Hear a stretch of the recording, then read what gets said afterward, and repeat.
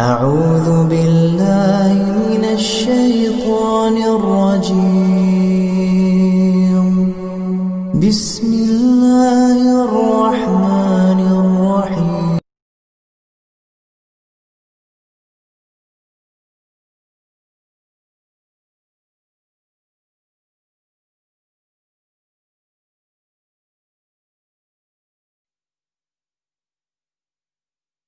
Ma'mura. Ang Allah subhanahu wa ta'ala ay siya na ang may kapasyahan para utusan ang kabiling to kung saan hihinto. At kung saan ito huminto, doon na nga huminto, doon sa masjid ng propeta sallallahu alaihi wasallam, ang Masjidun Nabawi. Allahu Akbar. Ngayon mga kapatid, sa Masjid Nabawi, dito ang una, kung tatanungin natin ang ating sarili, ano ang unang ginawa ni Propeta sallallahu alaihi wasallam noong dumating siya sa Madina? According to the Muslim scholars, hindi nawawala dito sa dalawa. Una, ang ginawa ng Propeta sallallahu alaihi wasallam ay ang ipatayo niya ang kanyang masjid, ang Masjidun Nabawi. Bakit? Pag-uutos ng Allah. Bakit? Dahil sa pamamagitan ng paggawa ng masjid, bahay dalanginan, pagtitipunan ng mga Muslim, kung saan ang layunin ng masjid ay para tayo ay doon purihin, luwalhatiin, at pagtitipon-tipon sa pagsamba at pag-aalaala sa Allah at paghingi lamang sa Allah. At dito rin nagkakaroon ang bigkis at samahan ng mga kamusliman, nagkakalapit-lapit ang kanilang mga puso dahil sa pagtitipon sa masjid.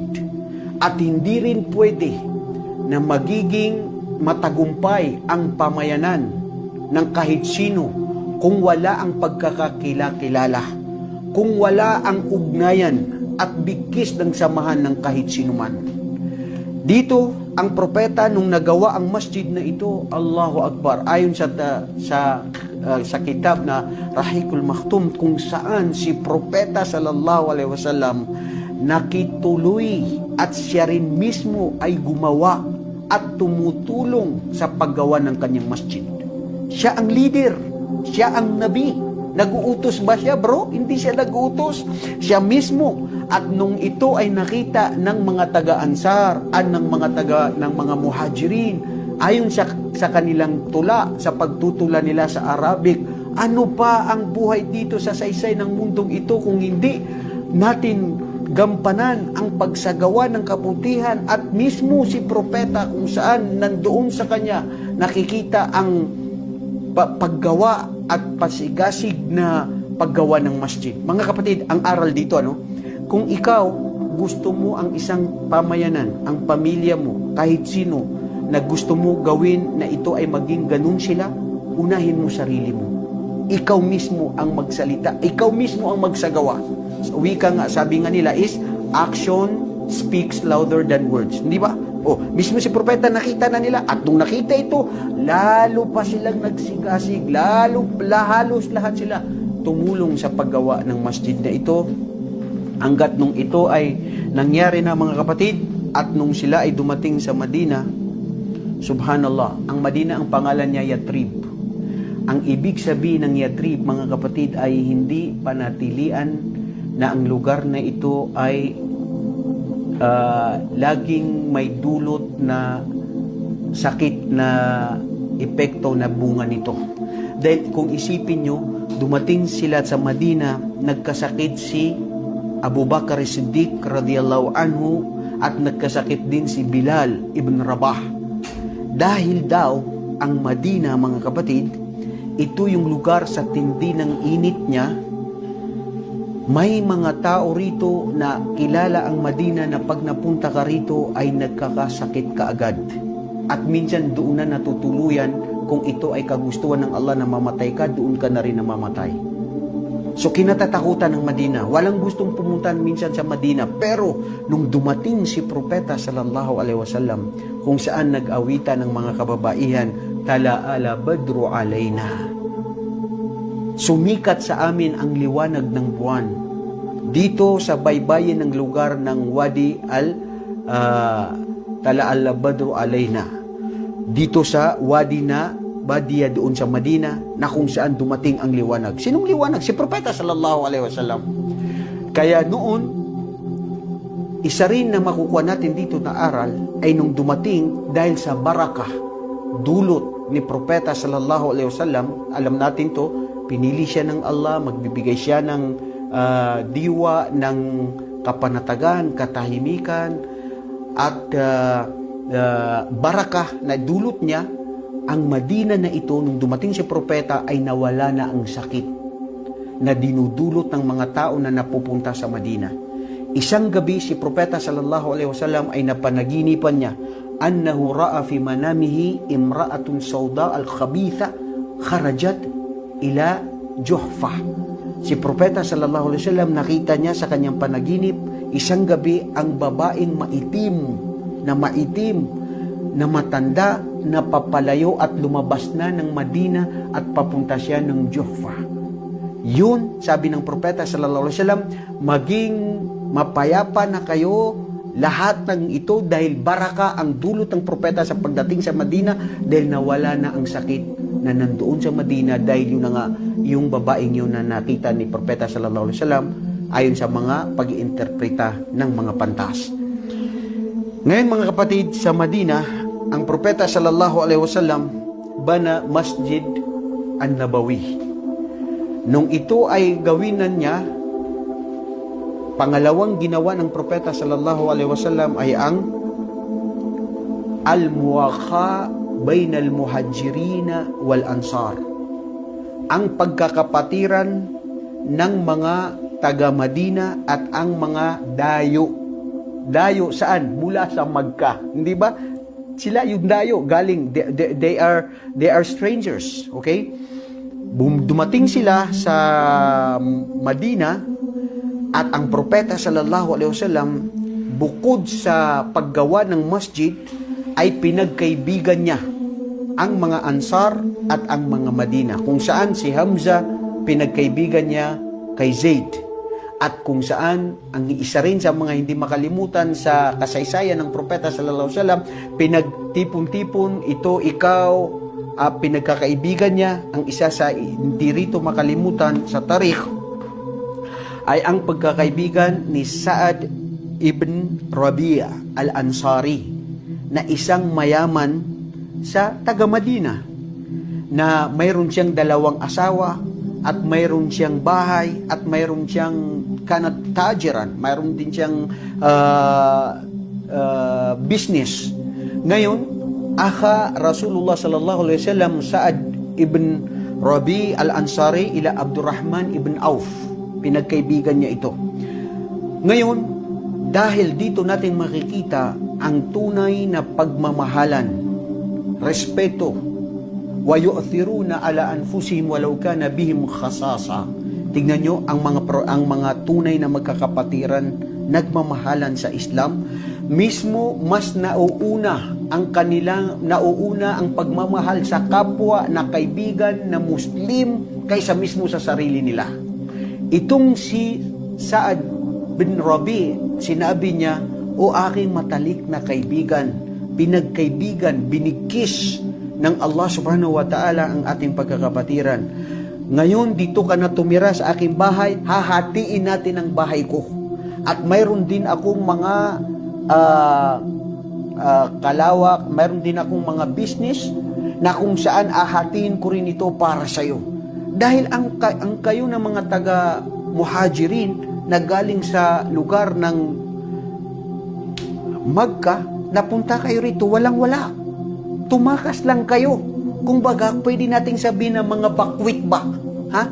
Dahil lumisan kayo papunta rito sa Madina na walang-wala, pinahirapan kayo, tinanggalan kayo ng mga karapatan, ang inyong mga gamit. Kaya ngayon, ano ang saysay ng mga gamit namin kung hindi rin namin may alay sa inyo? At ito ang Islam. At ganun din. Alam mo ba, sabi niya kay Abdurrahman ibn Auf, mayroon din akong 2 asawa. Tignan mo kung sino ang nanaisin mo sa kanila para yung isa ay aking italak. Ihiwalayan ko pag dumating yung idda na period ng pwede na siyang pakasalan, ay ipinapapaubaya ko sa iyo kung gusto mo. pagmamahal sa kapwa, pagmamahal sa kapatiran para sa Allah. Ngumiti si Abdurrahman ibn Auf, faqal daluni ila suq. Nangiti siya at subhanallah, sa sobrang saya niya, nakita niya ang tunay na pagkakapatiran at pagmamahal lang ng mga Ansar at sinabi niya, ituro na lang sa akin kung saan ang palengke. Dahil siya nga ay tajir. Hanggat nakapunta dun sa palengke, wa barakallahu fik, at siya ay nagpatuloy ng kanyang pagtitinda hanggang siya rin ay nakapag-asawa. At tinanong ng propeta sallallahu alaihi wasallam, nakapag-asawa ka na rin? Sabi niya, naam ya usugo ng Allah, ako rin ay nakapag-asawa. Dito sa Madina, may mga kaganapan na nangyari. Katulad ni Safiyah bintu Yasir. Si Safiyah bintu Yasir, ang mga Hudyo sa mga Madina, batid nila at alam nila na ito nga ang inaantay na Misaya na darating, na nandoon mismo sa kanilang kasulatan, na ito si Muhammad alayhi afdalu salatu salam. Sabi ni Safiyah na isa ito sa mga Yahud na ito ay napangasawa rin ni Propeta sallallahu alaihi wasallam, kung saan sinasabi rin niya na bago pa ako mag-Muslim, bago pa ako makilala ang Propeta sallallahu alaihi wasallam, ay pinag-uusapan na ng aking mga tiyuhin at ang aking mga magulang na nakita nga nila ang pangitain na ito nga si Muhammad, ang huling sugo na sugo ng Allah sa sangkatauhan na ito.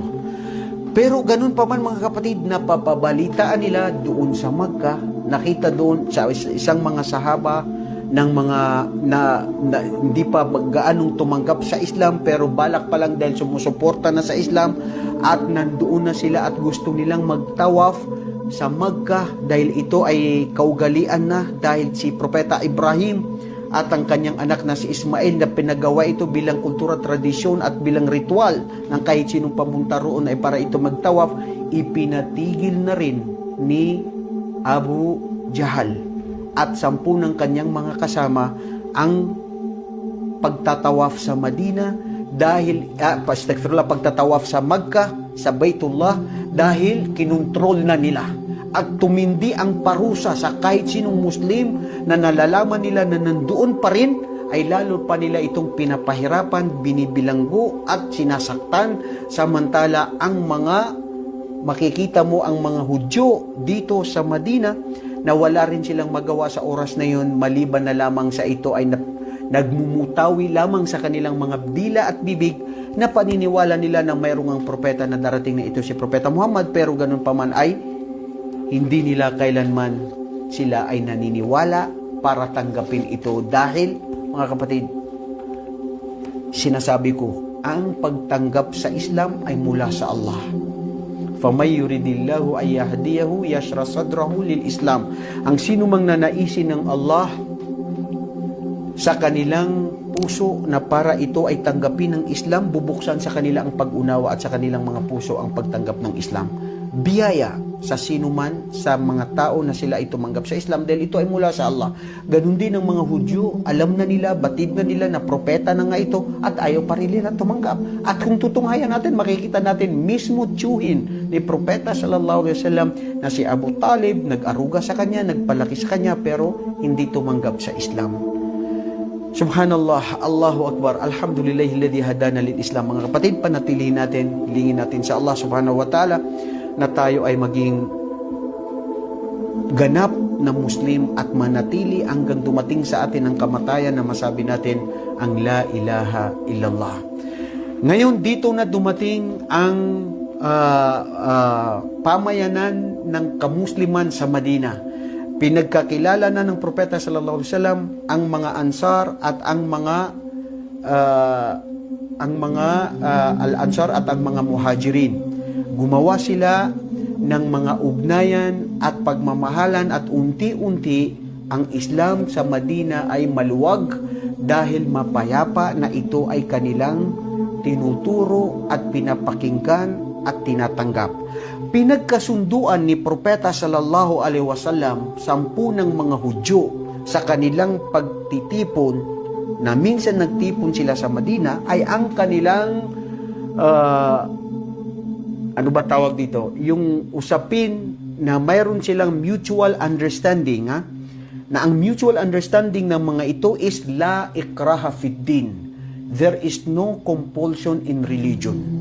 Ang ibig sabihin nun, kahit anong mangyari, ituloy nyo ang pagpapalaganap ng Islam. Kami rin kung anong paniniwala namin na nakagisna namin sa aming mga ninuno, sa paniniwala namin bilang mga Hudyo ay ganun din at walang sapilitan. At yun naman talaga mga kapatid, sa Islam, no compulsion, la ikraha fid din. If you wish to be guided, then follow Islam. If you wish to remain in your faith, na alam mo na kung anong faith mo, na mismo na naririnig nyo na ngayon ng Islam, na alam nyo na ang Muslim, sino si Propeta sallallahu alaihi wasallam, buksan natin ang puso't isipan natin para tuklasin at tunghayan natin ano ang katotohanan. Doon nga mga kapatid, si Propeta sallallahu alaihi wasallam, dumating na ang pagkakataon na kung saan lumalakas ang kanilang mga ugnayan at pagdami ng mga tao na pumapasok sa Islam. At matindi na rin at patindi ang mga parusa ng mga Quraysh na ang mga natitira sa Makkah na mga kamusliman pero kukunti lamang. Ayon doon sa sinasabi rin sa isang history ng Prophet sallallahu alaihi wasallam, ilang araw lang dumating ang anak ni Propeta sallallahu alaihi wasallam na si Fatima at dumating din si Ruqayya doon sa Madina. Pero maliban si Zainab, dahil hindi siya naparating sa Madina dahil may ano sila ng kanyang asawa o parang napahirapan sila para sila ay pumunta ng Madina. Ngayon, dito lumakas na ang ugnayan ng mga kamusliman pero may tanong dito. Ang Propeta sallallahu alaihi wasallam, mayroon tayong sinasabi na hadithus salam. Ang hadithus salam ay hadith na kapayapaan. Dahil lianna hadal hadith rawahu Abdullah ibn Salam fi hadith annahu sahahahu Albani fi hadith Tirmidhi anna Rasulullah sallallahu alaihi wasallam awal maqala fil Madina, at nung nagkaroon siya ng pagtitipon sa mga Hudyo, sa mga Muslim na mga kasama niya from Makkah at ang mga nadatnan niya ng mga Muslim at yung mga nagbalik Islam. Sasabihin ko mga nagbalik Islam. Oo, maging maging proud kayo mga kapatiran namin mga balik Islam, kasi kung tutungayan natin, ang mga sahaba karamihan sa kanila ay balik Islam dahil sila dati ay nandoon sa mga kamangmangan. Pagkatapos dito ay tumanggap sila sa Islam katulad ninyo ngayon. Subhanallah, hindi mawala-wala sa isip ko ang mga kabataan na yon na tumawag sa akin at gustong mag-Muslim. Dahil nga mga kapatid, wallahi, wala tayong magawa. Ang Islam, papanatilihin ito ng Allah. At ang liwanag ng Islam, mananatili ito. Maski anong gawin ng mga kalaban sa Islam sa pamamagitan ng kanilang mga dila, sa kanilang paninira, panlilinlang, pagsisinungalin, paninira sa Islam at mga kamusliman, Islam is still the fastest growing religion in the world, whether you like it or not.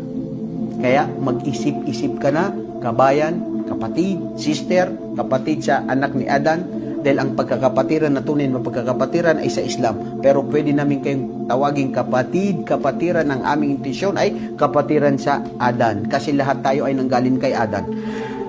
So, ano nga ba yung hadithus salam? Sabi ng Propeta sallallahu alaihi wasallam, indama wasala ilal Madina, faqala ayyuhan nas, khataban nas. Sinabi niya, o kayong mga sangkatauhan. Hindi niya sinabi, o kayong mga Muslim, o kayong mga Mahudyo, sangkatauhan. Dahil lahat sila mga tao, sangkatauhan. O kayong mga ayyuhan nas, afsus salam, wa tu'imut ta'am, wasilul arham, wasallu bil-layl, wan nasu niyam, tadkhulul jannata bisalam. Allahu Akbar. Subhanallah. Sabi ng Propeta sallallahu alaihi wasallam, o kayong mga tao, kayong mga sangkatauhan, ipamahagi ninyo, magbigay kayo ng pagbati sa inyong mga kapatiran ng salam. Ganito kaimportante ang salam mga kapatid. Ang salam ay isa ito sa mga pangalan ng Allah. Wa huwa salam. Allahumma antas salam wa minkas salam. ang tunay na kapayapaan, ang kapinatagan, ang katahimikan, ang katiwasayan, ang lahat ng patungkol sa kabutihan mula sa Allah. At kung sino man sa Muslim na magkaroon ng tunay na salam, kapanatagan dito sa kanyang puso, ang salam na ito yung Islam, wallahi wala siyang problema anumang dumating sa kanyang buhay. At yan ang hiniling natin dahil yan ang yaman. At dyan mayaman si propeta, dyan mayaman ang mga sahaba, dyan mayaman ang sinumang tunay na nagtataglay ng yaman ng pananampalataya sa Islam na hindi maipalit ng pilak o ginto o anuman. Dahil pag nagkaroon ka sa puso mo na panatag ka, may tamis ang pananampalataya mo sa paniniwala sa Allah, walang pagdududa, walang pag-aalinlangan at lahat ang buhay mo inaali mo sa Allah. Subhanallah, walang mangyayari maliban na lamang sa ikaw ay panatag. Afsus salam, ibigay ang salam, ang kapayapaan. Ang ibig sabihin ng salam, mga kapatid, hindi lang yung sabihin mo assalamu alaikum. Ang ibig sabihin nun ay ikaw ang Muslim, man salim al muslimuna bilisanihi wa yadi. What is the meaning of this? The Muslim refers to the one who his tongue and his hand is safe from his brother Muslim. Kung Muslim ka, alam ko at batid ko na panatag ako na ako ay hindi mo lilibakin, hindi mo ako sisiraan, hindi mo ako pagsasabihan ng masama, hindi ka magsisinungalin papatungkol sa akin dahil ang Muslim ay ang panatag ang kanyang dila sa kanyang kapwang Muslim. At ang Muslim, ang kanyang kamay sa kanyang kapwang Muslim ay panatag. At sa kahit sino, na ikaw ay hindi ka magdudulot ng kapahamakan sa kahit sino. Yun ang salam, mga kapatid. At kung sino man nakikita ninyo, this is what I'm trying to say, dun sa mga naguhusga na ang Islam, ang ganda ng turo ng Islam, pero bakit may nakikita kami mga terorismo, may nakikita kami nagpapatayan, o bakit? Sinabi ba na dyan yung tignan ng Islam? Tignan nyo ang Islam kung sino si Propeta sallallahu alaihi wasallam.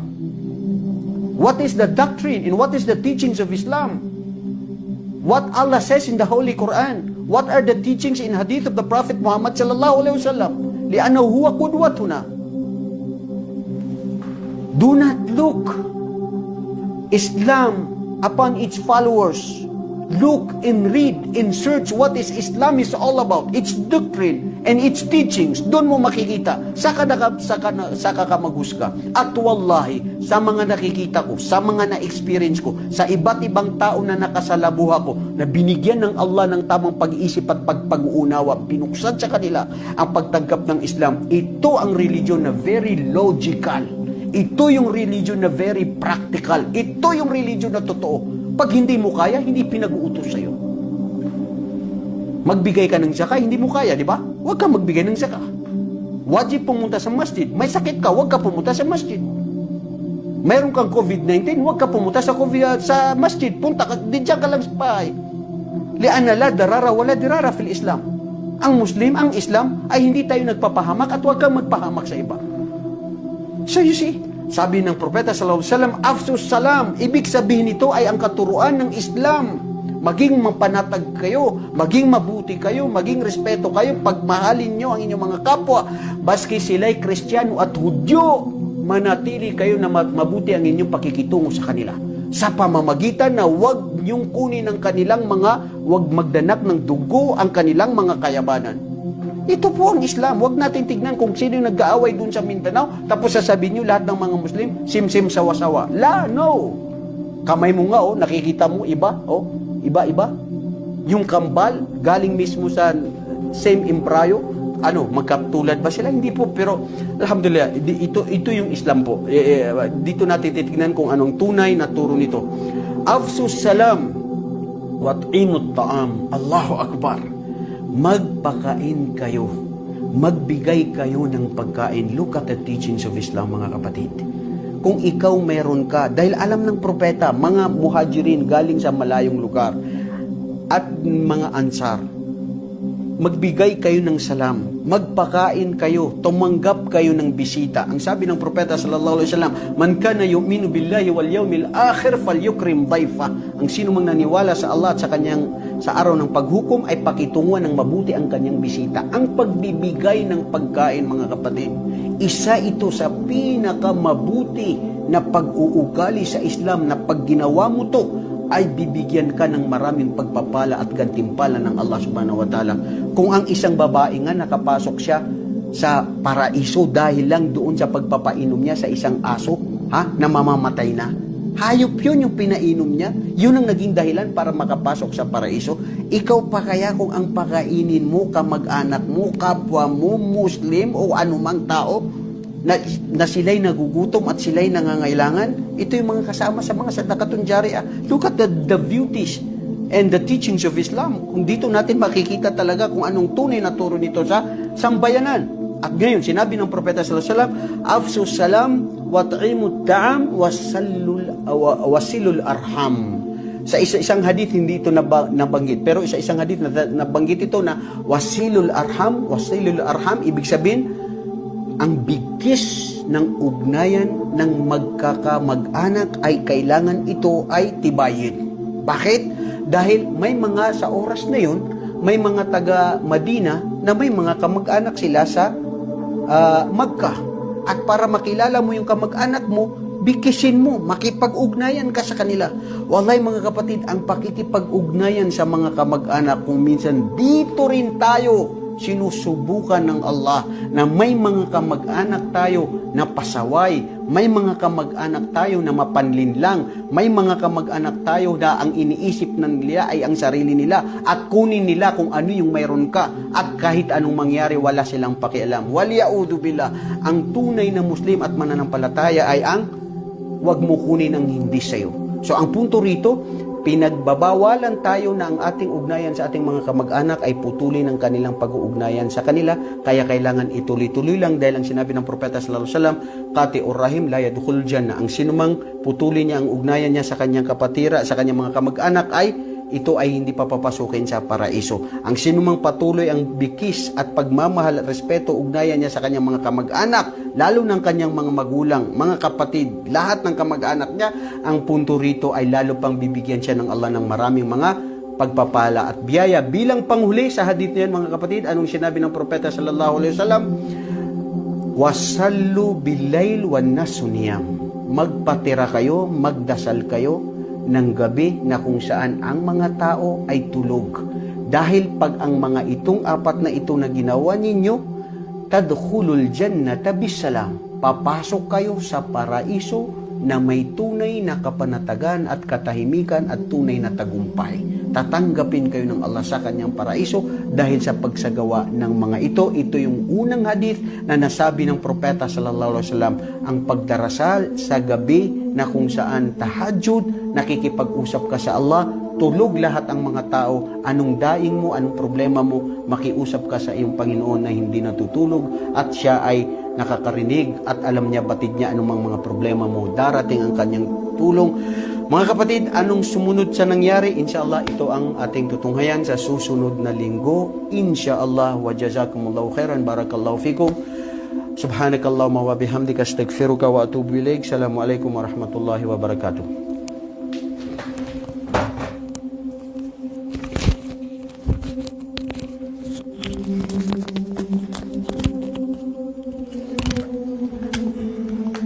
Mashallah, isa na naman po ang mabiyaya at punong-puno po ng aral at informasyon patungkol sa buhay ng Prophet Muhammad sallallahu alaihi wasallam ang ating natunghayan ngayong gabi.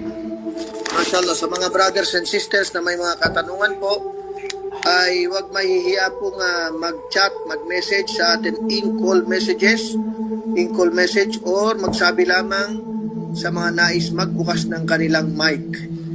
May mga katanungan na po, Ustads. May katanungan na pumasok galing kay kapatid na Aisha bin Ali. Babasahin ko na po ito, Ustads. Sige. Assalamualaikum warahmatullahi wabarakatuh. Tanong ko lang po, doon sa nangyari sa Marawi, masasabi po ba natin pinaparusahan sila dahil doon sa ibang kapatid natin gumagawa ng mga haram? Paano naman yung mga kapatid natin gumagawa ng kabutihan? Masasabi ba natin kasama sila sa parusa? Okay. Alhamdulillah, wassalatu wassalamu ala rasulillah, amma ba'd. Ang tanong ng sister natin, marahil siya ay taga Marawi, ako ay taga Marawi. Halos lahat ng mga ari-arihan namin, ang mga lupa, bahay namin hanggang ngayon, insya-Allah, anuman ang mga pighati at pinagdaanan natin na hirap, sana ito ay palitan sa atin ng Allah. Bago ko yan sagutin, kapatid na Shirhan, naalala ko, dito sa Saudi Arabia, umulan ngayon, kahapon, ngayon, may mga area dito na makikita mo na kung saan bumaha siya. Tumaas yung tubig, yung mga kotse, may mga nasira na rin na kotse, doon yun somewhere sa may Buraida, doon sa may Kasim. May nagtanong sa akin na sabi niya, Ustad, di ba sinasabi ng hadith ng propeta na ang Islam daw o ang biyaya ng ulan ay ito ay biyaya mula sa Allah? O kung biyaya, o bakit doon sa Pilipinas pwede nating sabihin na parusa dahil maraming mga nangyari doon sa yung bagyo na Olisis at saka yung kay Rowley at yung Lindol or anuman. So, ibig sabihin, nagpapabati dito na dahil ang mga tao roon ay nagsasagawa ng kasalanan at ang pagtatambal sa Allah patuloy, kaya sila ay pinaparusahan. Kung gayon din, ano rin ang masasabi mo dito sa mga ito na mga Muslim ang tao rito na sila rin ay bumaha at minsan may mga lugar na mga ka-Muslim. I'm talking about general, okay? Huwag lang tayo mag-marginalize kung ano. General na pinag-uusapan natin dito na mga lugar ng mga kamusliman na mayroon din silang mga pahirap na mayroong nangyayari sa kanila. O parang ano ba ito? Hindi ba siya contradicts doon? Subhanallah. No. Gawin po natin maging malawak ang ating pag-unawa at ang pag-intindi sa mga hadith ng propeta sallallahu alaihi wasallam. Ang Muslim, anuman ang mangyari sa kanyang buhay, mapait man ito, masaya man ito, o pahirap man ito, o problema man ito, alam niya na ito ay mula sa Allah. At siya ay nagtitiis, at siya ay tinatanggap niya ito mula sa Allah at nagpapasalamat. Hadith ng Propeta sallallahu alaihi wasallam, ang ibig sabihin, nakakapagtaka ang Allahu Akbar, nawala yung natin. Nawala sila kasi yung battery low. Sandali. Kunin ko muna yung battery. Mujahid. Naku na rin sukan na. Pakisweet daw ito. Yung mga kapatid natin nag-aantay. Asan yung sweets ah? Yan.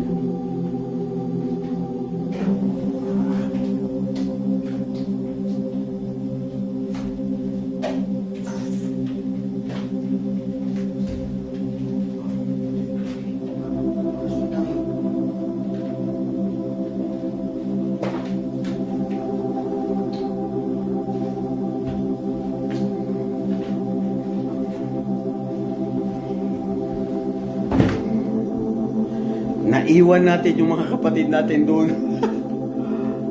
Qaddarallahu wa ma syaa fa'al. Okay? Anong nangyari? Babawi pa ba tayo?